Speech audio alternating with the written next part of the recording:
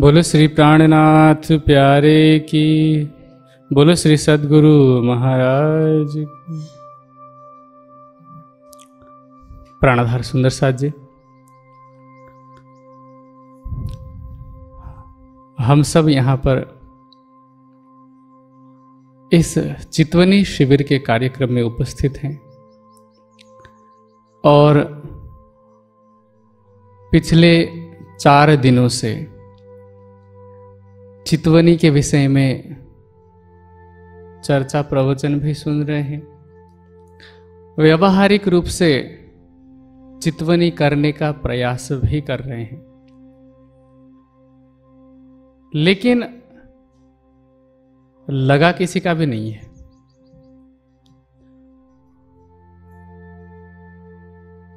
क्योंकि ध्यान के मार्ग में बहुत सारी बाधाएं आती है सही ढंग से न करने से या सही तरीका पता न होने से। पहला तो हमारे मन में यह संशय होना स्वाभाविक है कि जब इतनी सारी योग पद्धतियां हैं, चाहे आप विपश्यना की बात कर लीजिए, चाहे आप पतंजलि के योग की बात कीजिए, जब पहले से ही संसार में योग पद्धतियां हैं, फिर निजानंद योग अर्थात जिसको हम चितवनी कहते हैं अथवा प्रेममयी ध्यान पद्धति कहते हैं, इसमें ऐसी क्या विशेषता है जो पतंजलि के द्वारा बताए गए योग दर्शन में नहीं है, या निजानंद योग अथवा निजानंद दर्शन के आधार पर हमें ऐसी क्या चीज मिल जाती है जिसकी वजह से हमें संसार की अन्य पद्धतियों से सरल तरीके से ध्यान लगाने में, समाधि अवस्था की प्राप्ति करने में मदद मिलती है। ये आज का विषय है। तो उसे जानने के लिए पहले हमें यह समझना होगा कि योग कहते किसे हैं, क्योंकि अभी तो निजानंद योग की बात कर रहे हैं। निज आनंद, इन दोनों शब्दों का अर्थ पता है हमें। निज मतलब स्वयं का, आनंद सब समझते ही हैं। योग क्या है अगर दर्शन की भाषा में कहें, ऐसा नहीं है कि निजानंद दर्शन अथवा निजानंद योग पहले की योग पद्धतियों को काटता है, ऐसा नहीं है। सिर्फ ये है कि इस संसार की योग पद्धतियां हमें जहां तक पहुंचने में मदद करती है, वहां से आगे तक का रास्ता निजानंद दर्शन के प्रकाश में दिखाई पड़ता है। सिर्फ इतना ही है। अगर हम ये मान लें कि नहीं, निजानंद दर्शन पहले की योग पद्धतियों को काट रही है, ऐसा नहीं है। इसको हम आज की चर्चा में अथवा आज के प्रवचन में समझने का प्रयास करेंगे। योग का अर्थ होता है, अगर सामान्य भाषा में कहें तो हमारी जो चित्त की वृत्तियां होती है, मन की वृत्तियां समझ लीजिए, मन के विचार समझ लीजिए, इनको रोके रखना सामान्य भाषा में योग कहलाता है। लेकिन अब अगला ही सवाल ये होता है कि कैसे रोक के रखें, क्योंकि सिर्फ रोकना, दबाना तो संभव नहीं है। मन को रोक पाना वैसे तो संभव नहीं है, इतना आसान भी नहीं है। तो किस तरह से रोका जाए, आगे के प्रश्न में आता है। तो इसे समझने के लिए हमें पहले तो योग के 8 अंगों को जानना जरूरी है। वैसे सुना सबने होगा, लेकिन उसके अर्थ को हम संक्षेप में समझते हैं पहले। तो योग के 8 अंग हैं यम, नियम, आसन, प्राणायाम, प्रत्याहार, धारणा, ध्यान और समाधि। ऐसा नहीं है कि निजानंद दर्शन के आधार पर 8 के जगह पर कोई और पद्धतियां हैं, 9, 10, 12, ऐसा नहीं है। योग की 8 ही सीढ़ियां हैं। लेकिन निजानंद दर्शन के प्रकाश में हमें यह समझ आती है कि हम ऐसा सोच रहे हैं, आज तक यही मानते आ रहे हैं कि पहले यम नियम का पालन होगा, उसके बाद में आसन, फिर प्राणायाम, फिर प्रत्याहार, फिर धारणा, फिर ध्यान तथा समाधि। ऐसा नहीं है। ये सभी साथ में चलने वाले अंग हैं। अगर हम ये सोचने लग जाएं कि पहले हम यम और नियम का पालन करते हैं, अब बहुत सारे सुंदर साथ के मन में ये शंका हो रही होगी कि यम और नियम क्या है फिर। तो यम और नियम 5 प्रकार के यम होते हैं।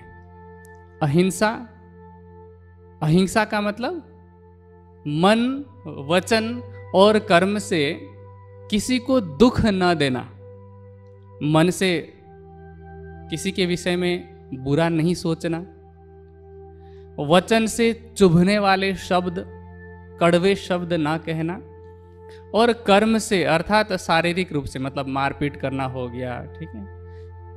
तो ये सब न करना अहिंसा कहलाता है। अहिंसा के बाद आता है सत्य।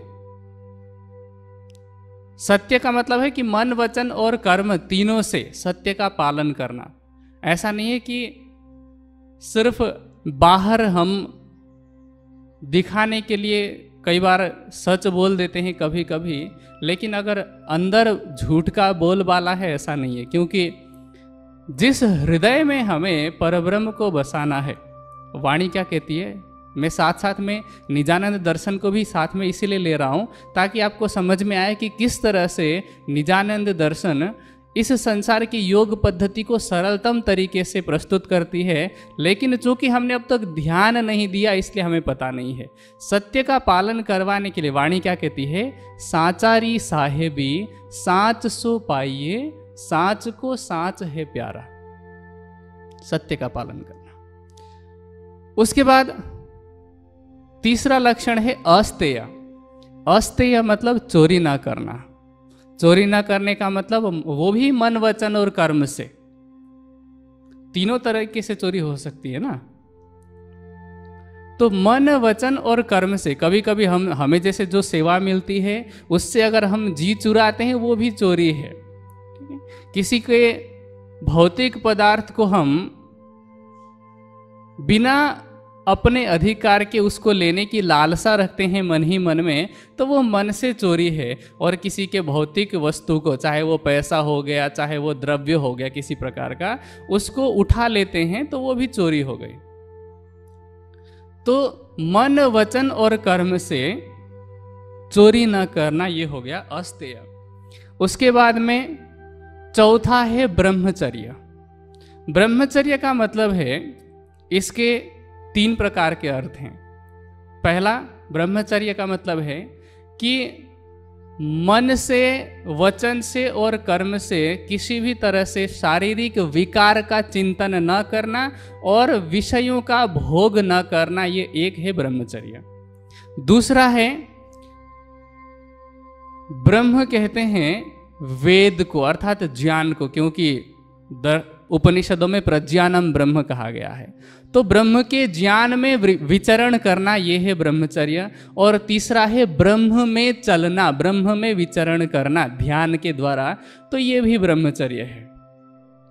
उसके बाद आता है अपरिग्रह। अपरिग्रह किसे कहते हैं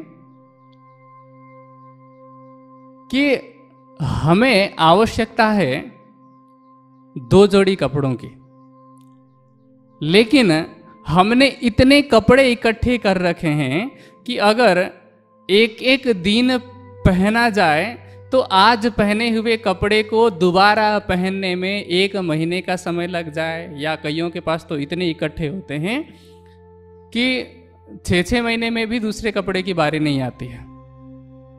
मतलब क्या हुआ कि अनावश्यक वस्तुओं का संग्रह न करना, ये अपरिग्रह कहलाता है। और संग्रह न करने को योग के मार्ग का सहयोगी क्यों बताया है? क्योंकि मैं अभी आगे एक और विषय में जब हम बात करेंगे तो उसमें एक और उदाहरण दूंगा। कैसे कि ये छोटी छोटी कमियां हैं। ध्यान के लिए आवश्यक चीज ये है, अभी मैं एक उदाहरण से शुरू करता हूं और ये पूरे प्रवचन में ये उदाहरण आप लोग याद रखिएगा। पंखे चल रहे हैं हमारे सिर के ऊपर, थोड़ी देर के लिए मान लीजिए कि इस पंखे को रोक लिया जाए और आप अपने हाथ के बल से या फिर डंडा लगा करके पूरे वेग से इसको उल्टा घुमाएं, पूरे वेग से इसको उल्टा घुमाने लग जाएं और फिर जब आप घुमा रहे हो तब किसी और को बोल दें कि स्विच चालू कर ले। परिणाम क्या होगा? सीधा घूमने में समय लगेगा कि नहीं? समय लगेगा, पहला। और दूसरा, जिस वेग के साथ में आप उल्टा घुमा रहे थे इसको, अगर स्विच चालू होगा तो उसी झटके के साथ में सीधा ये घूमने लगेगा। तो इससे परिणाम क्या होगा? इसके इंजन पर असर पड़ेगा, इसके मोटर पर और इसकी पंखुड़ियों पर असर पड़ेगा। इसी तरह से अब हमें जाना है ऊपर की तरफ। ऊपर की तरफ का मतलब ब्रह्म की तरफ, है ना? तो जब हमें ब्रह्म की तरफ जाना है ध्यान के द्वारा, अर्थात ऊपर की ओर उठना है, उत्थान करना है, इतना तो हिसाब किताब सबको पता है कि अगर हमें चढ़ाई की तरफ चढ़ना हो तो जितना कम भार लेंगे उतना ही आसान होगा। अगर हम भार लेकर के चढ़ेंगे तो चढ़ाई चढ़ने में उतनी ही कठिनाई होगी। लेकिन अगर आपको नीचे की तरफ उतरना है तो वो भार आपको नीचे की तरफ खींचने में और उतरने में नहीं, गिरने में, उतरने में और गिरने में फर्क होता है। भार लिए रहेंगे तो आप नीचे भी ढंग से नहीं उतर पाएंगे, गिर जाएंगे। तो ये जितनी भी चीजें हैं मायावी, जितनी अधिक चीजें इकट्ठी करेंगे ये आपके ध्यान के मार्ग में भार बनेगी। अब हमें इस पंखे की तरह अपने मन की वृत्ति को सीधा घुमाना है, लेकिन सांसारिक विषयों में जितने अधिक हम फंसेंगे, ये हो गया पंखे का उल्टा घूमना।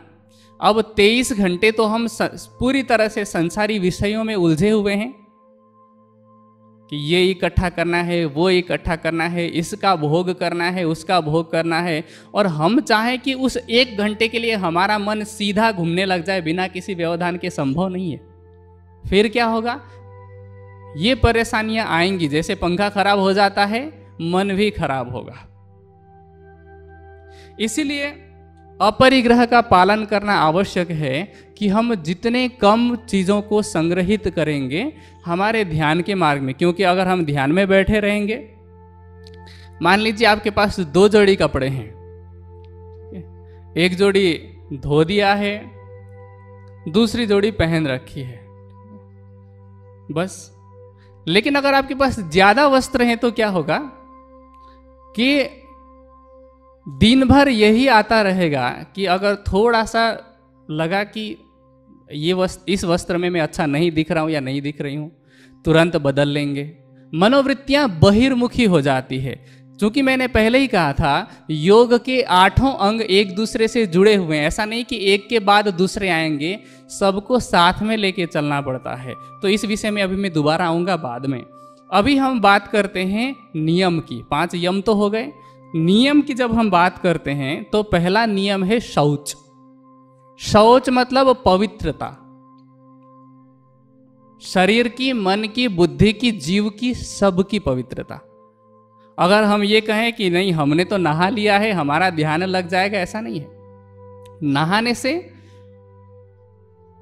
जो भोजन का तमोगुण है आपके शरीर को प्रभावित कर रहा है, उसमें थोड़ी सी कमी आएगी, लेकिन आपके चित्त के ऊपर तमोगुण की जो परत चढ़ी हुई है वो सिर्फ नहाने से दूर नहीं होगी। इसलिए मन की पवित्रता की भी आवश्यकता है। अब पवित्रता कैसे आती है? तो हमारे धर्मग्रंथ कहते हैं अदभि गात्राणि शुद्ध्यन्ति मनः सत्येन शुद्ध्यति विद्या तपोभ्याम भूतात्मा बुद्धि ज्ञानेन शुद्ध्यति। अर्थात जल से शरीर की शुद्धि होती है। जल आप पिएंगे तो सात्विकता आएगी। इसलिए एक सामान्य बोलचाल में कहा जाता है ना, किसी को गुस्सा आता है तो क्या कहते हैं? ठंड रख, पानी पी ले। क्यों? क्योंकि रजोगुण से क्रोध की शुरुआत होती है, तमोगुण से उसकी और वृद्धि होती है। लेकिन चूंकि जल में सात्विकता होती है, इसलिए उस क्रोध का असर कम हो जाता है। तो जल से शरीर की शुद्धि हो गई, सत्य का पालन करने से, क्योंकि पहले हमने यम में पढ़ा ना, सत्य सभी एक दूसरे के पूरक बन रहे हैं, तो सत्य का पालन करने से मन की शुद्धि होती है, मन की पवित्रता होती है, तथा विद्या और तप से जीव की शुद्धि होती है, और बुद्धि जो है वो ज्ञान से शुद्ध होता है। अब अगला जो नियम है वो है संतोष। संतोष का मतलब क्या है? लालच न करना, अर्थात जितनी वस्तुएं हमें आवश्यक है, मान लीजिए कि सामान्य रूप से गुजारा कितने में चल जाता है, एक बोलचाल की भाषा में जिसको आधारभूत आवश्यकताएं कहते हैं, अथवा अंग्रेजी में जिसको बेसिक नीड कहा जाता है, ये क्या है?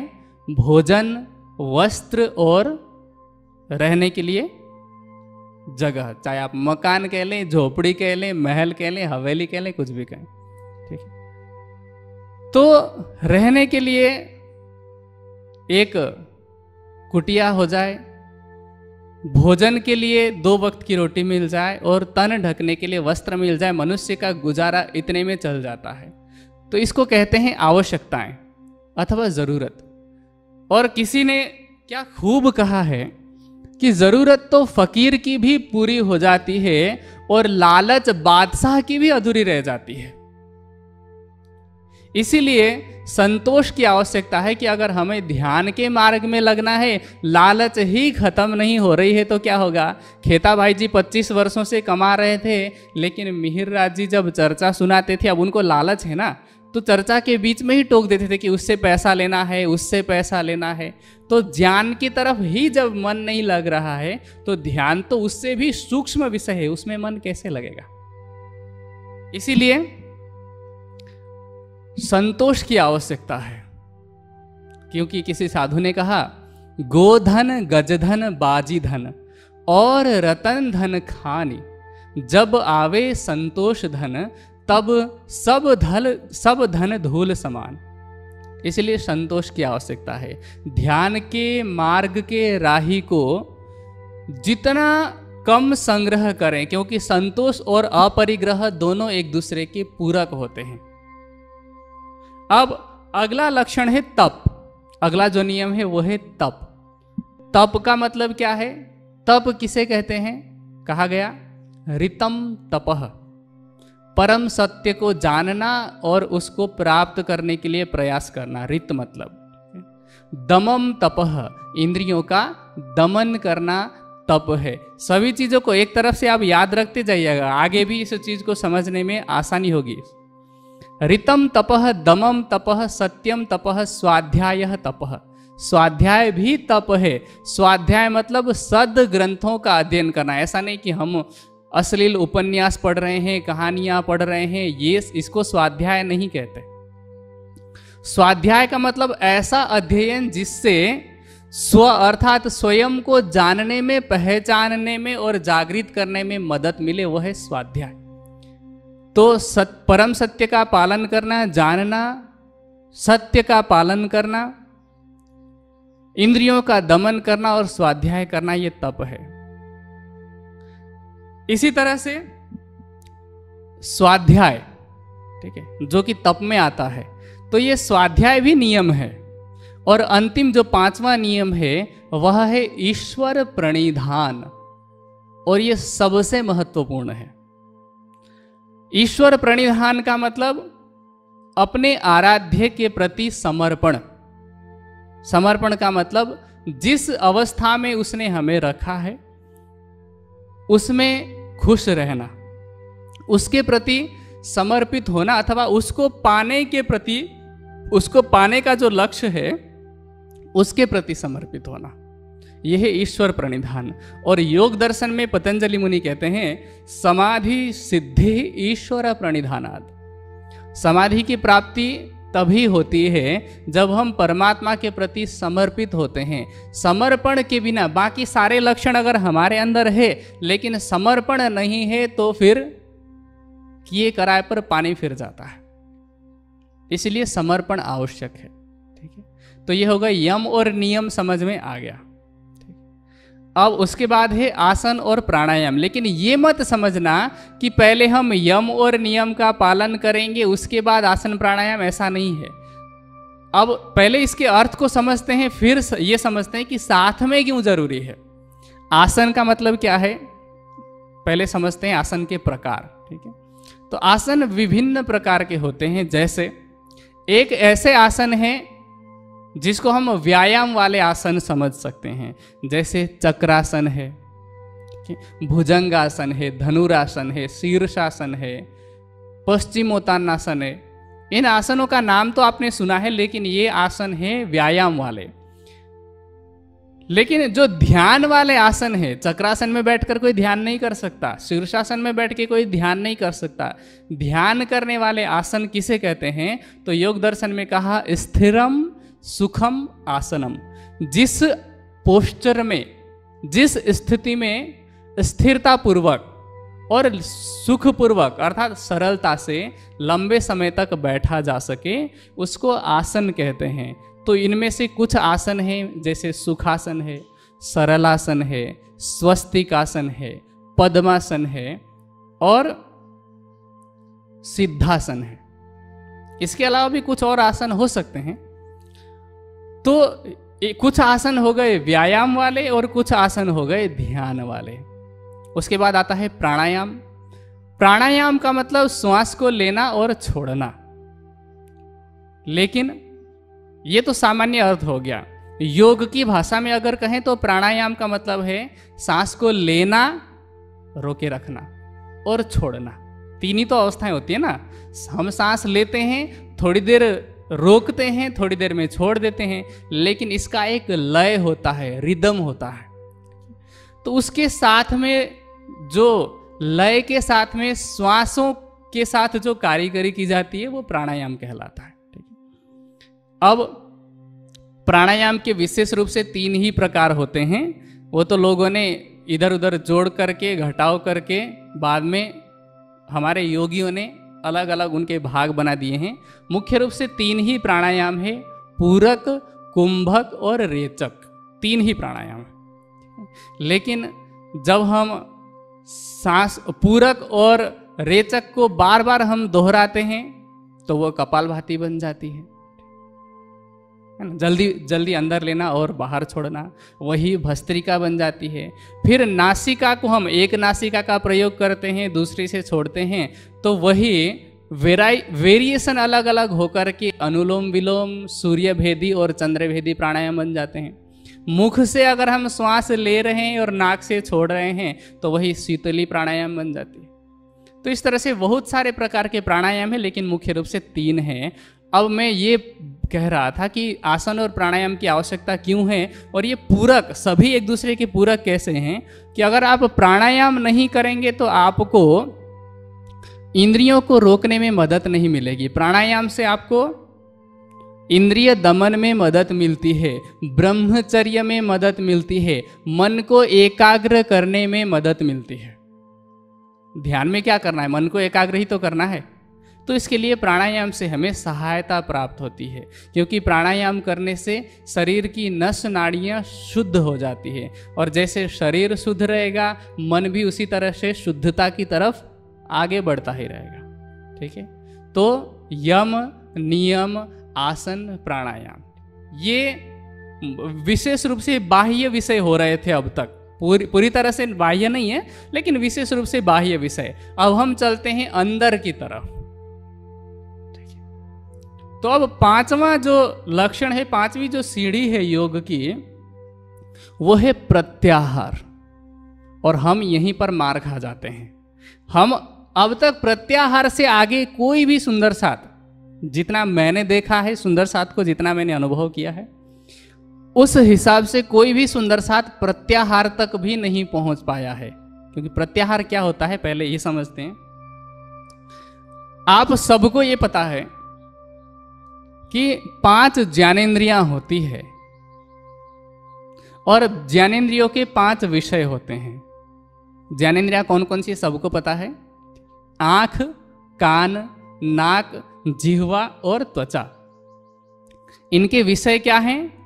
शब्द, स्पर्श, रूप, रस और गंध। कान सुनना चाहती है शब्दों को, ठीक है। इसी तरह से त्वचा कोमल कोमल स्पर्श चाहती है। आंखें सुंदर रूप को देखना चाहती है। जिह्वा अच्छे रस को, स्वादिष्ट रस को ग्रहण करना चाहती है। और नासिका इस संसार के सुगंधी को लेना चाहती है। तो इसका मतलब यह है कि इंद्रियों की एक ऊर्जा है। शब्द, स्पर्श, रूप, रस, गंध ऊर्जा है, एनर्जी है। लेकिन ये ऊर्जा, पांचों ऊर्जा बाहर की तरफ है। लेकिन ध्यान क्या है? अंदर की तरफ जाने का नाम ध्यान है। चित्त की वृत्तियों को एक तरफ लगाने का नाम ध्यान है। अब शब्द, स्पर्श, रूप, रस, गंध में उलझ करके हमारी मन की वृत्तियां बाहर की तरफ लगी रहती है। तो प्रत्याहार का मतलब क्या है कि विषयों में, 5 विषयों में भटके हुए मन को उन सभी विषयों से समेट करके एक जगह पर अंदर की तरफ ले जाने का नाम है प्रत्याहार। और ये जरूरी क्यों है? आप सबने, जब भी आप लोग स्कूल में पढ़े होंगे, थोड़ा बहुत तो साइंस लगभग सभी ने पढ़ा होगा। एक लेंस आता है, बोलचाल की भाषा में उसको मैग्नीफायर कहते हैं। आप में से बहुत सारे लोगों ने, बच्चों ने खेल खेल में घर में एक प्रयोग किया होगा कि उस मैग्नीफायर से कागज में आग लग जाती है। देखा है किसी ने? उस मैग्नीफायर से कागज में आग लग जाती है। क्यों? वैसे भी तो बाहर धूप ही थी, लेकिन आग क्यों नहीं लग रही थी? आग न जलने का कारण क्या है? कि सूर्य की जो किरण है, ऊर्जा, जैसे इंद्रियों के विषय हैं उसी तरह से, तो सूर्य की किरणें ऊर्जा हैं, वो बटी हुई थी। लेकिन मैग्नीफायर क्या करता है? उसके जो लेंस हैं वो इस तरह की है कि सभी किरणों को, उस लेंस के दायरे में आने वाली सभी किरणों को इकट्ठा करके एक जगह पर केंद्रित कर देती है, जिससे कि वो जो कागज है जल जाती है। इसी तरह से मन की वृत्तियों को अगर हम इकट्ठा करेंगे, एक तरफ लगाएंगे, तो हमारे हृदय में ज्ञान का प्रकाश जलेगा और ध्यान का भी प्रकाश वैसे ही जलेगा। इसलिए प्रत्याहार की आवश्यकता है। अब सवाल ये होता है कि कैसे पाएं, क्योंकि क्या करना है ये समझाना बहुत सरल होता है, समझना भी बहुत सरल होता है, लेकिन कैसे करना है ये समझना और करना बहुत मुश्किल है। और निजानंद दर्शन की विशेषता यहां से शुरू होती है। अब तक की बात तो कोई भी बता देगा आपको। इससे पहले जो यम, नियम, आसन, प्राणायाम के विषय में हम सुन रहे थे, ये विषय तो कोई भी बता देगा, लेकिन प्रत्याहार से आगे की जो बात है वो निजानंद दर्शन के अलावा ऐसा कोई दर्शन नहीं है, ऐसी कोई योग पद्धति नहीं है जो स्पष्ट कर सके। वो कैसे, मैं आपको बताता हूं। इस संसार की योग पद्धति में अगर जाएं तो क्या कहा जाता है, अब सबको साथ में लेकर के समझते हैं, ठीक है। प्रत्याहार, धारणा, ध्यान और समाधि को। प्रत्याहार का अर्थ हमने समझा, एक बार धारणा का अर्थ समझ लेते हैं और उसके बाद में फिर दोनों को साथ में मिला करके आगे बढ़ते हैं। तो धारणा किसे कहते हैं? योग दर्शन की भाषा में कहें अगर, तो कहा जाता है देशबंध चित्तस्य नाम धारणा। चित्त को, चित्त की वृत्तियों को, ठीक है, जो बाहर की तरफ भटक रही थी उसको अंदर की तरफ लगाने की जो शुरुआत है वो प्रत्याहार है। और अंदर की तरफ किसी एक देश में, यहाँ देश का मतलब ये भारत, पाकिस्तान, चाइना ये नहीं, देश का मतलब एक स्थान में या किसी एक विषय में या किसी एक वस्तु में टिकाने का जो नाम है वो है धारणा। इसको अगर यहाँ बोलचाल की भाषा में कहें तो ऐसा भी कह सकते हैं कि इमेजिनेशन। धारणा को हम इमेजिनेशन भी कह सकते हैं, कल्पना भी कह सकते हैं। लेकिन अब कल्पना में और धारणा में सूक्ष्म सा फर्क है, वो हम निजानंद दर्शन के वाणी के प्रकाश में आगे देखेंगे, ठीक है। अभी हमने प्रत्याहार और धारणा को समझा है, ध्यान और समाधि में आगे बढ़ते हैं।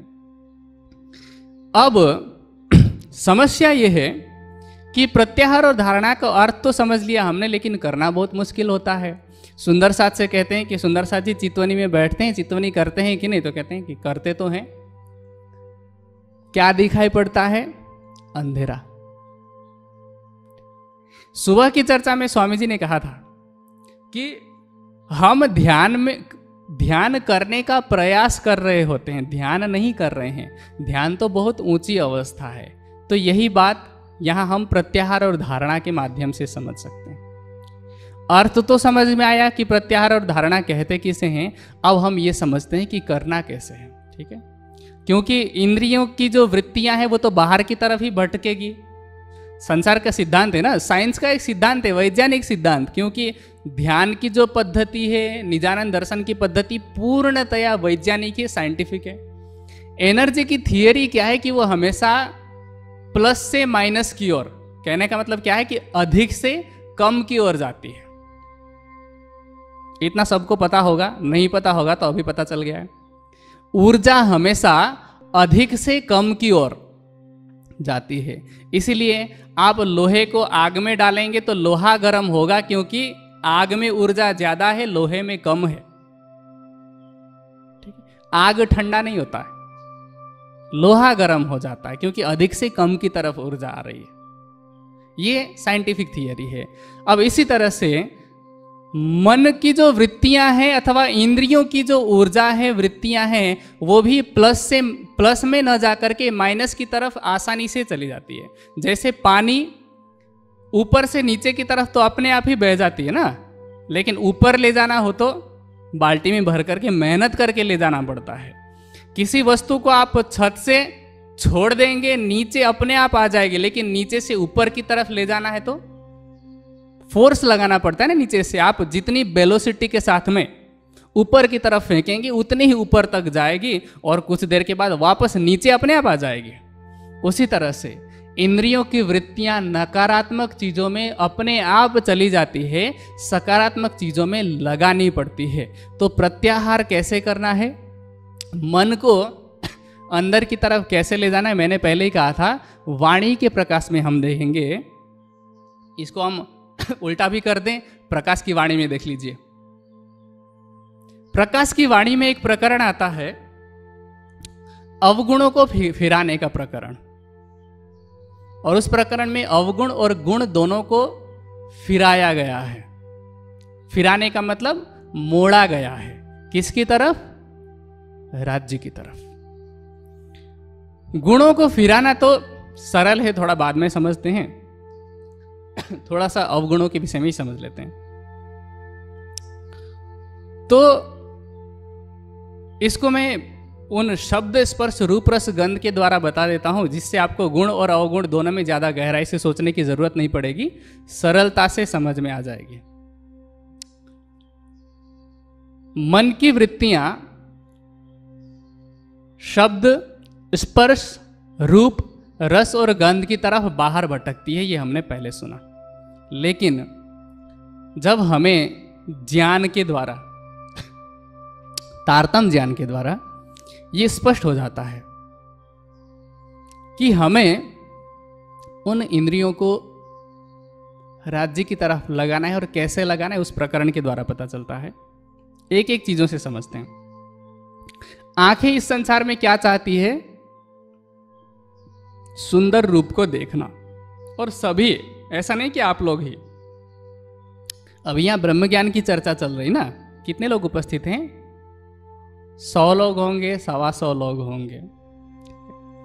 अगर यहां पता चल जाए कि श्री प्राणनाथ ज्ञानपीठ के प्रांगण पर कोई बॉलीवुड की, हॉलीवुड की कोई अच्छी एक्ट्रेस, जिसको हीरोइन कहा जाता है, या कोई अच्छा एक्टर या हीरो आज आ गया है, कितने लोग आएंगे देखने के लिए?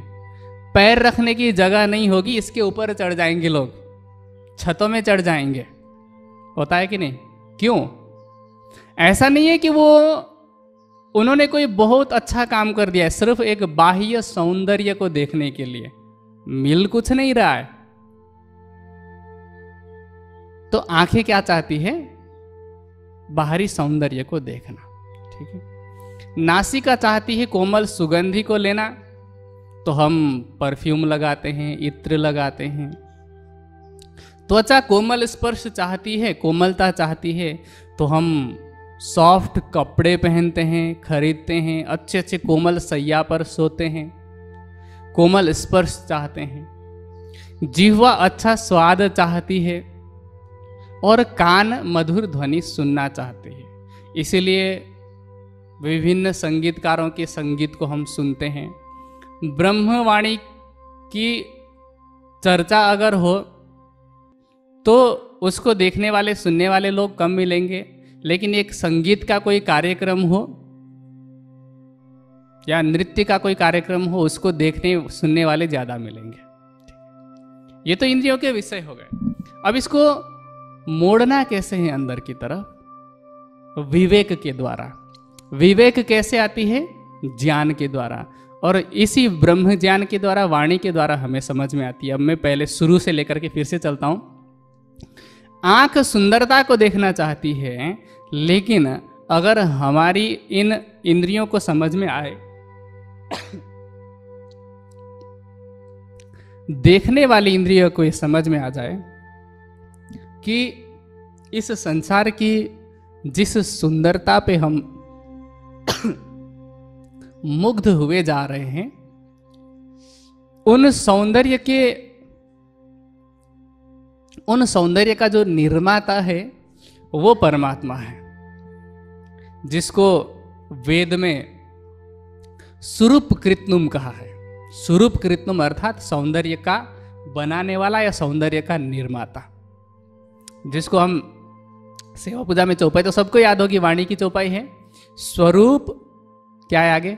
सुंदर, सनकोल, सकोमल। राज्य का जो स्वरूप है वह सुंदर है, सनकुल और सकोमल है, कोमल भी है, ठीक है। इसी तरह से क्या कहते हैं? मुख मेरे महबूब का रंग अति उज्जवल गुलाल, क्यों कहूं सलूकी नाजुकी नूर तजल्ली नूर जमाल। उनको श्याम कहा जाता है, और श्याम का मतलब ऐसा वर्ण कि जैसे सोने को 16.5 बार तपाने पर कैसी लालिमा युक्त उसकी आभा उभर के आती है, उसको श्याम अथवा श्यामा कहा जाता है। ऐसे आभा वाले पुरुष को श्याम और स्त्री को श्यामा कहा जाता है। तो सोचिए कि परब्रह्म की छवि कितनी सुंदर होगी, जो स्वयं इस संसार के संपूर्ण सौंदर्य का निर्माता है। इसी तरह से कान मधुर ध्वनि को सुनना चाहती है। इस संसार में कोई अगर थोड़ी सी मीठी बात कर देता है तो हम उसके बहकावे में आ जाते हैं। मान लीजिए यहाँ पर बहुत सारे नौजवान भाई बहन बैठे हैं। एक उम्र होती है, एक आयु होती है, किशोरावस्था अथवा युवावस्था। इस अवस्था में अगर कोई हमसे मीठी बात कर लेता है तो हम उसके प्रति आकर्षित हो जाते हैं। समाज में ऐसी बहुत सारी घटनाएं देखने को सुनने को मिलती है कि माता पिता अगर रिश्ते के लिए राजी नहीं होते हैं तो वो गांव, समाज, परिवार सबको छोड़ने के लिए तैयार होते हैं, और यहाँ तक कि वो एक दूसरे के लिए मरने के लिए, मारने के लिए भी तैयार होते हैं। बहुत सारी ऐसी घटनाएं हैं जिसमें अपने इस सांसारिक एक लौकिक स्नेह समझ लीजिए, एक आकर्षण है, उसको पाने के लिए भी मरने मारने के लिए लोग तैयार हुए और किया भी है। तो सोचिए कि राज्य के स्वर कैसे हैं, उनकी आवाज कैसी है, उनकी ध्वनि कैसी है। आप एक बार वाणी पढ़ करके देख लीजिए। यहां तो लिखित रूप में है ना। वाणी क्या कहती है? जाको नामई रसना होसी कैसी मीठी हक, जिनकी जैसी बुजुर्गी जुबा होत तीन माफक। इस संसार में एक लौकिक रूप से, सामान्य रूप से, ऐसा नहीं कि सभी लोग ऐसे होते हैं, लेकिन सामान्य रूप से एक जो ट्रैफिक पुलिस होगा वो डांट डपट करके बोलेगा, तू तड़ाक करके साइड में लगाओ, ठीक है। जो थोड़ा सा बड़ा अधिकारी होगा थोड़ी विनम्रता के साथ बात करेगा। इन सब के ऊपर जो IAS होगा वो और विनम्रता के साथ बात करेगा। प्रधानमंत्री होंगे वो और अच्छी तरह से विनम्रता के साथ बात करेंगे। संसार में भी जब ऐसा है तो जो जितना महान होता है वो उतना ही मधुर बोलता है। और परब्रह्म की मधुर वाणी, सोचिए, श्रृंगार की वाणी में ब्रह्म सृष्टियों को कहते हैं रूहों मेरे तुम्हारा आशिक। कितनी मधुर वाणी है, एक बार हम पढ़ करके देखें। वाणी जब हम पढ़ें, सागर श्रृंगार की वाणी जब हम विशेष रूप से पढ़ें तो ये धारणा करते हुए पढ़ें कि राज जी हमसे बात कर रहे हैं, हम राज जी से बात कर रहे हैं, तो समझ में आएगी कि उनकी वाणी कितनी मधुर है। इसी तरह से जितने सुंदर साथ यहाँ बैठे हैं, अगर चर्चनी थोड़ा बहुत भी जानते होंगे तो परम धाम के गुणों में हम कहते हैं कि वहाँ पर नूर अर्थात प्रकाश है, सुगंधी है, कोमलता है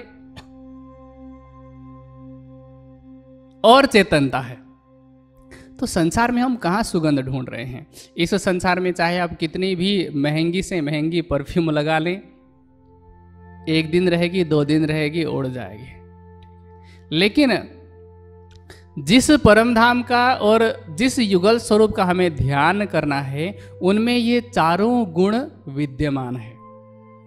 जब हमें विवेक दृष्टि से ये चीज समझ में आ जाती है तो हमें हमारी वृत्तियों को अंदर की तरफ ले जाने में आसानी होती है कि जिस आनंद को हम बाहर की तरफ ढूंढ रहे हैं, जिस सुख को, क्षणिक सुख को हम बाहर की तरफ ढूंढ रहे हैं, अंदर की तरफ तो अखंड सुख का एक प्रवाह, एक झरना बह रहा है।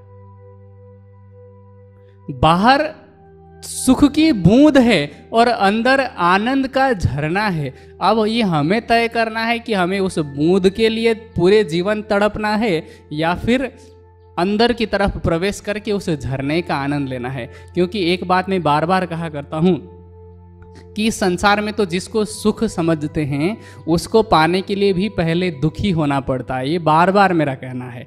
कैसे? बहुत सारे लोग नए बैठे, इसलिए एक उदाहरण मैं दे देता हूं, इससे हर चीज समझ में आ सकती है। मान लीजिए कि एक कोई मिठाई है, मिठाई खाने में आपको स्वादिष्ट लगती है, उसको खाने में आपको लगता है कि ये सुख है, लेकिन उस सुख को प्राप्त करने के लिए भी पहले भूख रूपी दुख से गुजरना पड़ता है। भूख सुख है या दुख है? भूख को तो आप दुख ही कहेंगे ना।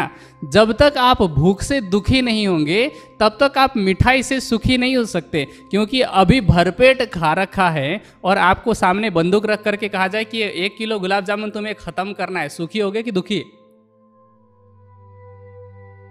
तो जिसको हम सुख समझ रहे हैं वास्तव में ये हमारी बुद्धि का भ्रम है। इसीलिए विवेक से हमें ये चीज समझ में आती है कि वास्तविक सुख अंदर की तरफ है, तो हमें प्रत्याहार में मदद मिलती है। अब अगला लक्षण है, अगली सीढ़ी है धारणा। तो अब धारणा क्या है?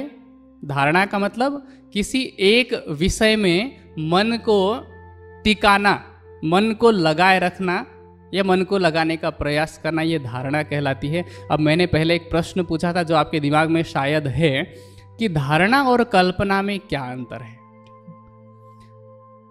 2 प्रकार की कल्पनाएं होती है, एक आधारहीन और एक सआधार। आधारहीन कल्पना का मतलब आप लोग ये एक कल्पना कर लीजिए कि एक खरगोश है, उसके सिर पर 12 सिंगे की तरह बहुत सारे सींग हैं। कर लिए? ये निराधार कल्पना है, ऐसा नहीं हो सकता। लेकिन सआधार कल्पना का मतलब यह है कि हमें किसी ने एक ऐसी वस्तु के विषय में बताया जो उसने तो देख रखा है लेकिन हमने नहीं देखा है, और वो वर्णन करते जा रहा है। इसको मैं एक उदाहरण से बताता हूं। एक स्केच आर्टिस्ट है, जब कोई घटना ऐसी हो जाती है तो वहां पर प्रत्यक्षदर्शी जो होता है, गवाह कह लीजिए, तो उस गवाह को बुलाया जाता है और स्केच बनवाने के लिए बोला जाता है। तो वो व्यक्ति कैसे बताता है कि उसकी थोड़ी सी दाढ़ी है, मूंछ है राजपूत की तरह, बाल स्पाइकी खड़े हैं, ठीक है, और 6 फुट के बराबर उसकी लंबाई होगी शायद, ठीक है। ऐसे वो बताता जाएगा, वर्णन करता जाएगा। मैं उदाहरण दे रहा हूं, ठीक है, आप लोग कल्पना मत कीजिए अभी। तो वो जैसे जैसे बताता जाएगा, स्केच आर्टिस्ट अपनी कल्पना के आधार पर एक नक्शा बनाता है, एक स्केच तैयार करता है, जो कि उस व्यक्ति के द्वारा बताए गए हुलिये से लगभग लगभग मिलता जुलता होता है। ऐसा नहीं कि वैसे का वैसा ही बना देगा, लेकिन लगभग लगभग मिलता जुलता है। तो इसका तो आधार है ना, वो जो आर्टिस्ट तैयार कर रहा है वो भी कल्पना के आधार पर कर रहा है। एक व्यक्ति से सुन रहा है, गवाह से सुन रहा है और कल्पना करते हुए वो बना रहा है, तो उसका एक आधार है। लेकिन जो गवाह है उसने अगर देखा ही नहीं है, वो ऐसे ही बोलता जा रहा है, मनमर्जी बोलता ही जा रहा है, ठीक है, और वो व्यक्ति भी मनमर्जी बनाता ही जा रहा है। तो गवाह के कहने में और उसके बनाने में दोनों में फर्क होगा, और जिसके विषय में पूछताछ हो ही रहेगी वो कोई तीसरा होगा फिर, ठीक है। तो अब आते हैं वाणी में, ठीक है। तो वाणी में सागर और श्रृंगार ग्रंथ में राज्य के शोभा श्रृंगार के बारे में कितनी बार वर्णन किया है? 7 बार। सागर ग्रंथ में 3 बार और श्रृंगार ग्रंथ में 4 बार इंद्रावती जी ने देख करके वर्णन किया। परिक्रमा ग्रंथ के अंदर परमधाम को देख करके वर्णन किया, तभी इंद्रावती जी ने कहा अब चितवन से कहत हूं, देख करके मैं वर्णन कर रही हूं। लेकिन हम क्या करेंगे, उसको हम उसकी एक कल्पना करेंगे, और जब हम कल्पना करेंगे, आप सागर श्रृंगार की वाणी को जब पढ़ेंगे ना, तो आपको मिलेगा कि इसमें हर चीज एक्सट्रीम में वर्णन किया है, सुपरलेटिव डिग्री में। सुपरलेटिव डिग्री का मतलब तो समझते ही है ना, कि इससे सुंदर कुछ हो ही नहीं सकता। इसलिए तो सागर की तुलना दी गई है ना, क्योंकि इस संसार में सबसे गहरी, अगर सबसे गहराई की बात करनी होगी तो किसके विषय में कहेंगे? सागर से गहरा कुछ हो नहीं सकता। इसीलिए राज्य के गुणों को 8 सागरों के रूप में बताया गया है। राज्य से निकलने वाले नूर को इस संसार में प्रकाश की तुलना दी गई है। नूर और प्रकाश दोनों अलग अलग है। वाणी क्या कहती है? नूर नाम रोशनी का दुनी जानत यों कर, सो तो रोशनी जिद अंधेर की, दुनी क्या पावे लदुनी बिगड़। तो हमें ये नहीं मान लेना चाहिए कि नूर का मतलब जैसे सूर्य का प्रकाश है, वैसा नहीं। सूर्य की प्रकाश में दाहकता है, लेकिन परमधाम में दाहकता नहीं है, वहां जलन नहीं है। तो हर चीज वहां पर एक्सट्रीम में वर्णन किया गया है कि इससे सुंदर कुछ नहीं हो सकता, इससे अधिक सुगंधी किसी की नहीं हो सकती, इससे कोमल कुछ नहीं हो सकता। अब सोचिए, आप कल्पना भी करेंगे तो वैसे ही करेंगे ना। और जब हम वैसी कल्पना अगर हम करने लग जाएं जिसका आधार है, ठीक है, तो हमें उसका ध्यान करने में मन अपने आप ही लगने लग जाएगा। और अगर हमारा मन नहीं लग रहा है, अगर हम कहते हैं, तो ये सिर्फ बहाना है। हम अगर कहते हैं ना कि ध्यान में हमारा मन नहीं लगता, तो वो बहाना है। और उस बहाने के पीछे कारण क्या है? क्योंकि मन की प्रवृत्ति, मैंने पहले ही कहा ना, नीचे की तरफ तो अपने आप ही चला जाता है ना, ऊपर की तरफ धकेलना पड़ता है। और ये नीचे की तरफ, इसने अपने हाथ पैर छोड़ दिए और नीचे की तरफ बहता जा रहा है। तो मन बहाने मार रहा है। आप सोचिए, एक मैं उदाहरण देता हूं। स्वामी जी कहते हैं ना कि किसी व्यक्ति में अगर 99 अवगुण हो तो उसके अंदर एक गुण भी हो सकते हैं। खिलजी का नाम सुना है? अलाउद्दीन खिलजी, जिसके ऊपर एक मूवी भी आई है, पद्मावत, देखी सबने होगी। उसमें से एक शिक्षा हमें मिलती है। खिलजी तामसी था, क्रूर था, भोगी विलासी था, ठीक है। लेकिन सोचिए, पद्मावती ने फोटो खींच करके तो भेजी नहीं थी उसको, खिलजी को नहीं भेजी थी ना। उस ब्राह्मण ने, जो उसका राजगुरु था रावल रतन सेन का, तो उस ब्राह्मण ने जाकर के वर्णन किया कि अप्रतिम सुंदरता है उसकी, और उसकी सुंदरता के आगे सब कुछ फीके नजर आते हैं, यही कहा था। और ये सिर्फ सुनकर के खिलजी इतना पागल हो गया कि उसको पाने के लिए उसने अपना सब कुछ दांव पे लगा दिया। मैं ये नहीं कह रहा हूं कि वो सही था, उससे शिक्षा मिलती है कि पद्मावत की जो सुंदरता है उसकी सुंदरता से अनंत गुना सुंदर आपका परात्म है, और वैसे ही राज्य की छवि है। सोचिए कि एक संसार का तमोगुणी क्रूर भोगी विलासी व्यक्ति किसी की सुंदरता के बारे में सिर्फ सुनकर के ही उसको पाने के लिए, उस पिक्चर में दिखा है ना, भूखा प्यासा धूप में बाहर खड़ा रहता है, रेगिस्तानी इलाके में रेतीली तूफान उठ रही है, सब लोग कहते हैं, सैनिक कहते हैं कि अंदर आ जाइए, नहीं मानता है। यहां तक कि हिम्मत करके रतन सेन के दरबार में अकेले भी चला जाता है। क्या हम राज्य को पाने के लिए इतना दांव पे लगा सकते हैं? वो तो तमोगुणी व्यक्ति था, हम तो ब्रह्म सृष्टि होने का दावा कर रहे हैं। तो अगर हम उतना दांव पे लगाने के लिए तैयार हो जाएं तो फिर ऐसा हो ही नहीं सकता कि चितवनी ना लगे, ध्यान ना लगे। इसीलिए प्रत्याहार और धारणा की आवश्यकता है। अब धारणा कैसे करनी, प्रत्याहार कैसे करनी है वो समझ में आई, धारणा कैसे करनी है। धारणा करने के लिए परिक्रमा, सागर और श्रृंगार, ये तीनों ग्रंथ हमारे लिए सहायक होंगे। ऐसा नहीं कि सिर्फ 3 ग्रंथ पढ़ के आपकी जागृति हो जाएगी, ऐसा नहीं है। वहाँ तक अपना स्तर पहुँचाने के लिए तो हमें शुरू की सभी वाणी को पढ़ना पड़ेगा, सभी ग्रंथों को पढ़ना पड़ेगा। लेकिन अगर हम अभी ध्यान की बात कर रहे हैं, इसका मतलब ये कि वहाँ तक हमारी स्थिति है अभी। तो इसीलिए खिलवत से हमें निस्वत की पहचान होगी। परिक्रमा, सागर, श्रृंगार के द्वारा हमें परमधाम के 25 पक्ष तथा युगल स्वरूप के शोभा श्रृंगार के विषय में ज्ञान होगा, उससे हम धारणा कर पाएंगे। एक आधार कल्पना कर पाएंगे, और उस कल्पना के आधार पर जब हम ध्यान में बैठेंगे, सोचे कि हम ये चिंतन कर रहे हैं आंख बंद करके कि उससे सुंदर कुछ है ही नहीं,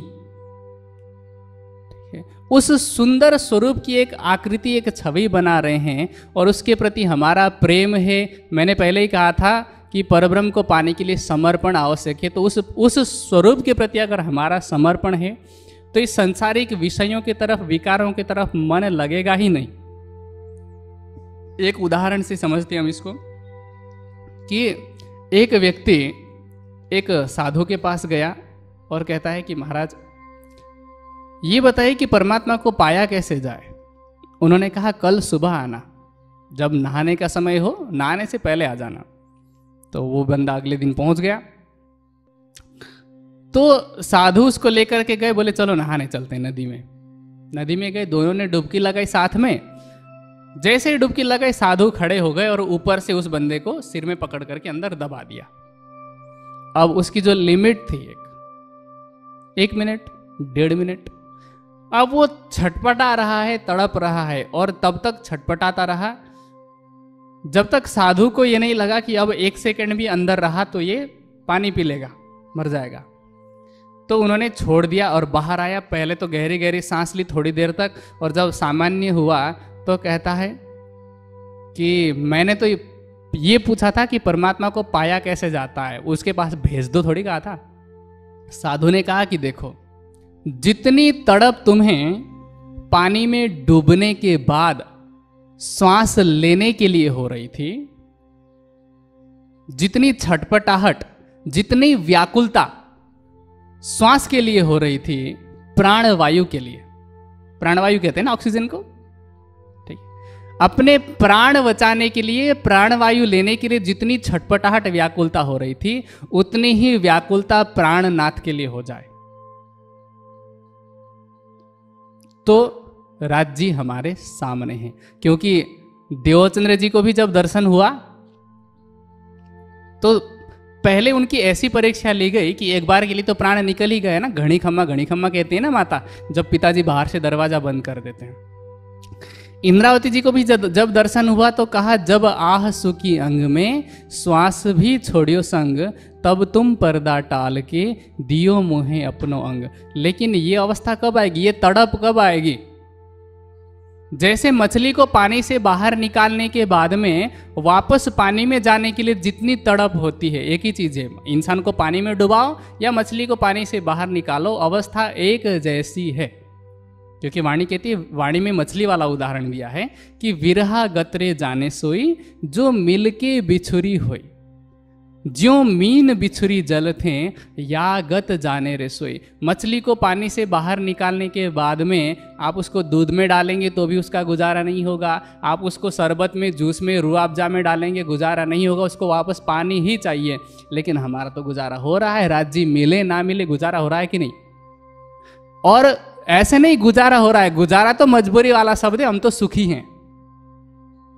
ऐसा नहीं कि मजबूरी से गुजारा कर रहे हैं, हम तो इस संसार में सुखी हैं। तो राज्य कैसे मिलेंगे? क्योंकि जरूरत ही महसूस नहीं हो रही है। राज्य को पाने के लिए प्रेम विरह की भी आवश्यकता है। चितवनी का मतलब ध्यान में सिर्फ आंख बंद करके बैठना ही नहीं है ना। हमारे अंदर के विकार सारे जब समाप्त हो जाएंगे तब जाकर के दर्शन होगा, तब जाकर के पर्दा हटेगा। अब वहां तक पहुंचने के लिए प्रेम आना आवश्यक है। वाणी कहती है, दुख थे विरहा उपजे, विरहे प्रेम इश्क, इश्क प्रेम जब आइया तो नहचे मिलिए हक। अब दुख कब होगा? दुख कब होता है संसार में? किसी चीज की हमें जरूरत होती है, वो मिलती नहीं है तो दुख होता है। अब हमें राज्य की जरूरत अब तक महसूस ही नहीं हुई है, और अगर किसी संसारिक चीजों से दुखी होकर के 2 पल के लिए याद कर भी लेते हैं तो उसका हमें दूसरा ऑप्शन मिल जाता है। हमें एक संसारिक भाषा में कहें तो हमें अपना सर रख करके रोने के लिए कोई ना कोई कंधा मिल जाता है। लेकिन जब लगे कि नहीं यही वाला कंधा चाहिए, राज्य वाला ही, ठीक है, आंतरिक रूप से, तो हमें राज्य की जरूरत महसूस होगी, आवश्यकता। अब अगर नहीं मिल रहे हैं तो उसके बाद धीरे धीरे विरह आएगा। और विरह की जो बढ़ती अवस्था है, उस अवस्था में तो कोई विकार नहीं रहेगा ना। जो बंदा पानी के अंदर डूबा हुआ है, सांस लेने को नहीं मिल रही है अगर, तो उसको पत्नी याद आएगी। अगर कोई पुरुष है या स्त्री होगी तो पति याद आएंगे? नहीं। बाल बच्चे, घर, जायदाद, जमीन, संपत्ति कुछ याद नहीं आएगा। सिर्फ याद रहेगा उसको कि मुझे बाहर निकल के सांस लेना है। तो ये जब अवस्था पहुंच जाएगी, और ये अवस्था ऐसे ही नहीं पहुंचती है, ठीक है, उसके लिए सिर्फ चाहिए राज्य से प्रेम, राज्य से लगाव, ठीक है। क्योंकि बिना प्रेम के तो उसकी कमी ही महसूस नहीं होगी ना। यहाँ पर मान लीजिए कि एक परिवार में या किसी गांव में एक व्यक्ति ऐसा है जो घनघोर दुष्ट है, वो अगर गांव से चला जाता है तो किसी को फर्क पड़ता है? नहीं।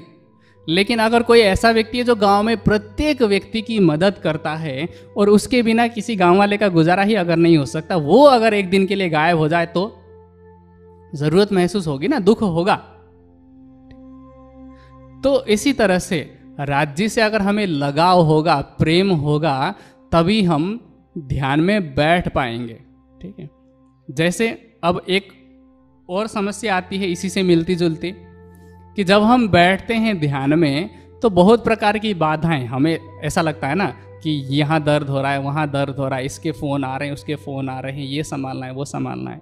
लेकिन जब हम कोई पिक्चर देखने के लिए बैठते हैं, ये हमारा एक प्रैक्टिकल है।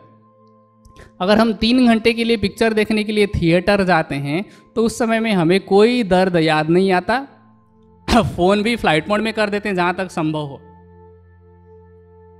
लेकिन जब हम राज्य के लिए ध्यान में बैठने वाले होते हैं, तो जैसे सुबह स्वामी जी भी कह रहे थे कि 5 मिनट ध्यान में बैठते हैं, फिर उतने में याद आता है कि अरे उसको मैसेज करना था, इसको फ़ोन करना था। ये इसलिए क्योंकि जिसका ध्यान करने का हम नाम लेते हैं, उससे अधिक लगाव हमें दूसरे विषयों से है, दूसरे वस्तुओं से, दूसरे स्थान से। इसलिए जब हम राज्य को पहला स्थान देंगे, तब हमें ध्यान करने में बिल्कुल भी कठिनाई नहीं होगी।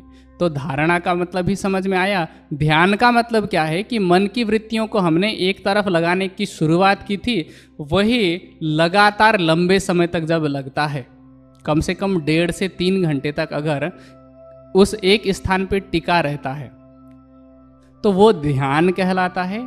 और उससे अधिक 3 घंटा और उससे अधिक समय तक अगर उसी एक विषय पर अर्थात राज्य पर हमारे मन की वृत्तियां टिकी रहती है तो वो अवस्था समाधि की कहलाती है।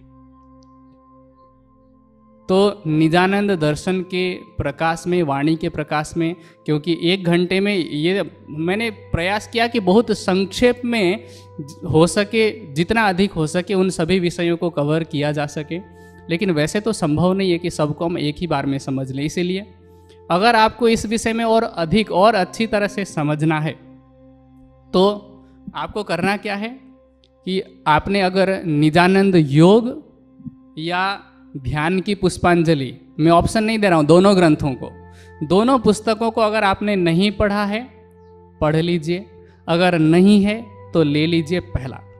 दूसरा, शुरू कीजिए यहाँ से जाने के बाद में वाणी पढ़ना। पहले जो वाणी के अंदर, मैं बार बार ये बात कहा करता हूँ कि अध्यात्म जगत से संबंधित ऐसी कोई भी समस्या नहीं है, ऐसी कोई शंका नहीं है जिसका समाधान वाणी में न किया गया हो, ठीक है।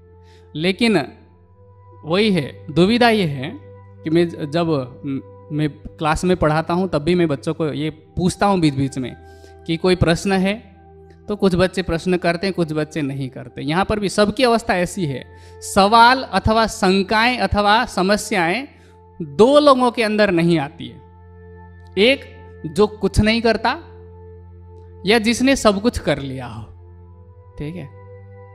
2 लोगों के अंदर समस्याएं नहीं आती है। एक हमारे यहाँ कहावत कही जाती है कि जो घोड़े पर चढ़ता है वो गिरता जरूर है, ठीक है। तो अगर ध्यान के मार्ग में समस्याएं आ रही हैं तो घबराने की आवश्यकता नहीं है।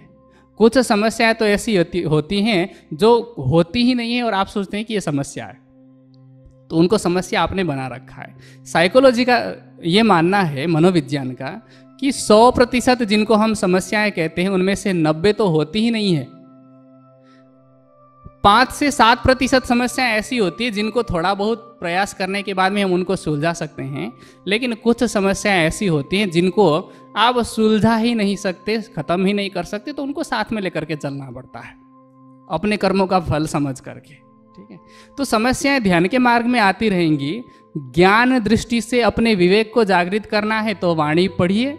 वाणी पढ़ते जाएंगे तो फिर जो जो भी शंकाएं आएंगी, आपके जो अग्रगण्य हैं, आपको जो लगता है कि ये ध्यान में हमसे ज़्यादा बैठते हैं, हमसे थोड़ा आगे हैं, या वाणी की समझ इनको थोड़ी सी अधिक है, तो उनसे आप पूछिए।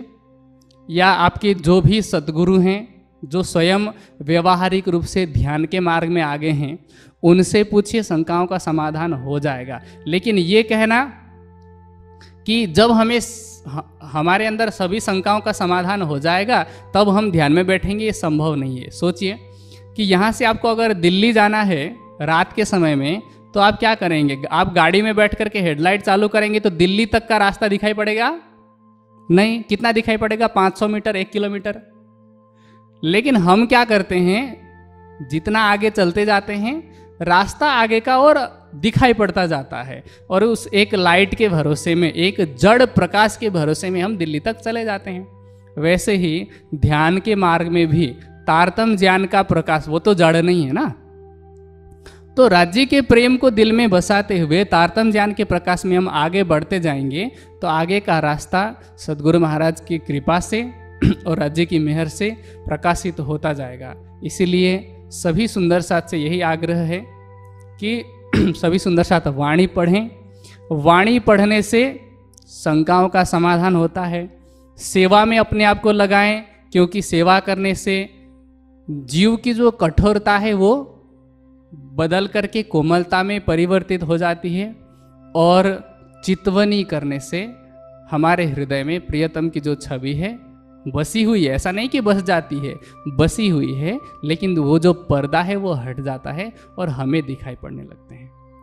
ठीक है, हमारी अवस्था सिर्फ अभी ऐसी है कि एक बार क्या हुआ, अकबर ने बीरबल को मूर्खों की खोज के लिए भेजा था कि मूर्ख लोगों को ढूंढो, 10 मूर्ख चाहिए मुझे। तो उनमें से एक मूर्ख ऐसा था जो चांदनी प्रकाश में, चंद्रमा के प्रकाश में बाहर कुछ ढूंढ रहा था। बीरबल गए तो वो बंदा परेशान सा दिखा। उन्होंने पूछा कि क्या ढूंढ रहे हो? तो कहते हैं कि मैं सुई ढूंढ रहा हूँ। तो बीरबल ने भी काफ़ी समय तक ढूंढा। फिर उन्होंने पूछा कि अच्छा ये बताओ कि कहाँ पर गिरा था, किधर गिरा था? तो वो जो मूर्ख था कहता है कि नहीं, वैसे गिरा तो घर के अंदर था, लेकिन अंदर अंधेरा है, उजाला तो बाहर है ना, इसलिए मैं बाहर ढूंढ रहा हूँ, सुई अंदर है। इसी तरह से युगल स्वरूप हमारे हृदय में बसे हुए हैं, लेकिन हम बाहरी तरीकों से, चाहे कर्मकांड से, चाहे किसी चीज़ से ढूंढ रहे हैं, तो ऐसे नहीं मिल सकते। अंतर्मुखी होना पड़ेगा। प्रत्याहार है अंतर्मुखी होने की शुरुआत का नाम, धारणा है अंतर्मुखी हो जाना, ध्यान है उस विषय में जहाँ पर हम अंतर्मुखी हुए हैं वहाँ पर टिकने का नाम, और समाधि है उसी में टिके रहने का। टिकना मतलब कुछ समय के लिए, और टिके रहना मतलब लंबे समय के लिए। तो सिर्फ अवस्थाओं का फर्क है। तो इस तरह से निजानंद योग में, निजानंद दर्शन के प्रकाश में, जहाँ तक मुझे लगता है कि बहुत सारी शंकाओं का, समस्याओं का समाधान आपको मिल गया होगा। तो मैं आप सभी सुंदर साथ को इसी शुभकामना के साथ में, क्योंकि होली का एक पर्व भी है ये, होली के पर्व में होलिका का दहन किया जाता है। लौकिक रूप से तो होलिका यहाँ पर कोई है नहीं। हमारे अंदर की अज्ञानता को, विकार को, ईर्ष्या, द्वेष इत्यादि विकारों को हम दहन करें। और जिस तरह से अगले दिन रंग खेला जाता है, रंगों की होली खेली जाती है, उसी तरह से हम अपने हृदय को, हम अपने मन, चित्त, बुद्धि, अहंकार अर्थात अंतस्करण को परब्रह्म के ज्ञान, प्रेम और आनंद के रंग में रंगे। इन्हीं शुभकामनाओं के साथ में ये जो चितवनी शिविर है जहाँ पर आप आए हैं, ये आपका सफल हो। और अगली बार जब चितवनी शिविर में आए तो आपकी जो समस्या, मैं ये नहीं कहता कि समस्या खत्म हो जाएगी, शंकाएं बढ़ती जाएगी। एक व्यक्ति जो प्राइमरी लेवल पे इंग्लिश पढ़ता है, पार्ट ऑफ स्पीच वही 8 ही होते हैं, और जो इंग्लिश में PhD कर रहा है तब भी पार्ट ऑफ स्पीच तो 8 ही होते हैं, लेकिन लेवल बढ़ता जाता है। उसी तरह से आप जब अगली बार आएँ तो आप कोई और समस्या लेकर के आएँ। मैं ये नहीं कहूँगा कि 1 साल में समस्या खत्म हो जाएगी, लेकिन आपकी जो समस्याएं हैं वो और उच्च स्तर की होगी, जिसका समाधान होने के बाद आप एक सीढ़ी और ऊपर की तरफ चढ़ेंगे। तो इन्हीं शुभकामनाओं के साथ में मैं अपने शब्दों को विराम देता हूँ। प्रणाम जी। बोलिए श्री प्राणनाथ प्यारे।